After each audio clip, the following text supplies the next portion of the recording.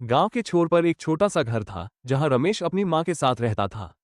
रमेश बहुत होशियार और मेहनती लड़का था, लेकिन आर्थिक तंगी के कारण उसकी पढ़ाई में कई बार रुकावटें आती थीं।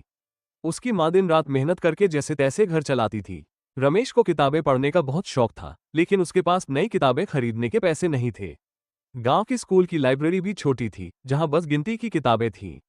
फिर भी वो जो भी किताबें मिलती उन्हें बार बार पढ़ता और नई बातें सीखने की कोशिश करता।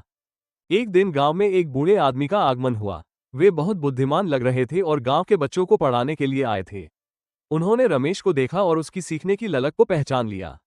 उन्होंने रमेश से कहा, बेटा, ज्ञान कभी पैसों का मोहताज नहीं होता, जो सच में सीख। रमेश ने उनकी यह बात दिल से लगा ली। वो अब स्कूल की किताबों के अलावा आसपास की चीजों से भी सीखने लगा।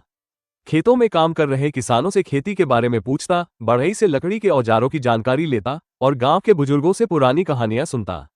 धीरे धीरे बूढ़े आदमी ने रमेश की इस मेहनत को देखा और एक दिन उसे एक पुरानी किताब भेंट की।